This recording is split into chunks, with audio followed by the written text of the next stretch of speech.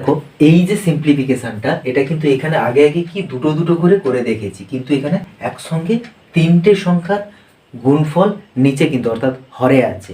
এক্ষেত্রে কি করতে হবে, এটা কিন্তু দুটো পার্টে ভাগ করে নিতে হবে। এইটা একটা পার্ট আর এইটা একটা পার্ট, অনুরূপভাবে এরকম প্রত্যেকটা ভাগ হয়ে হয়ে আসবে। এবার এইটা একটা পার্ট থাকবে, আবার এইটা একটা পার্ট থাকবে, অর্থাৎ দুটো বিয়োগ করতে বলতাম যদি 1 × 3 থাকতো 1/1 - 1/3, যেটা আগে করেছি আগের ক্লাসগুলোতে। কিন্তু এক্ষেত্রে কি হবে, এইটা দেখো 1 আর 3-এর ডিফারেন্স 2, 3 আর 5-এর ডিফারেন্স 2, দুটো করে ডিফারেন্স আছে। তো আগে ডিফারেন্সটা নিয়ে নিই, 1/, দুটো ডিফারেন্সের এই দুটোর মধ্যে গ্যাপ যত থাকবে সেই দুটোর গুণফল। থার্ড ব্র্যাকেট স্টার্ট করছি। এবার কি করব, ফার্স্ট ইউনিটটাকে রাখবো 1 × 3 মাইনাস লাস্ট ইউনিটটাকে রাখবো, মাঝখানে সব কটা কিন্তু ভ্যানিশ হয়ে যাবে, 11 × 13। ব্যাস, এইটা সলভ করলে যা অ্যান্সার হবে ওইটাই অ্যান্সার।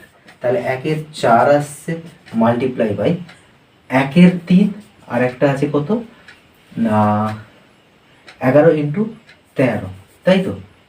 তাহলে এইখানেই করে নিই, 3 × 11 × 13, 3-এর সঙ্গে 3 যদি অর্থাৎ 1 যদি মাল্টিপ্লাই করেও দিই এইখানটাতে, তাহলে কি থাকছে 11 × 13 মাইনাস 3 × 3। ওকে, 1-এর 4 এখানে থাকছে মাল্টিপ্লাই বাই উপর কত হবে না 13 × 13, 13 × 13 = 14, থেকে 3 বিয়োগ করলে কি হবে, এই 3টা শূন্য হয়ে যাবে। ওকে, 11 × 3 = 33, 33 × 13, 13 × 3 = 39, 13 × 3 = 39, 40 × 41 = 42। তাহলে 4 × 3 = 12, 4 × 5 = 20, অ্যান্সার দাঁড়াবে 35/429।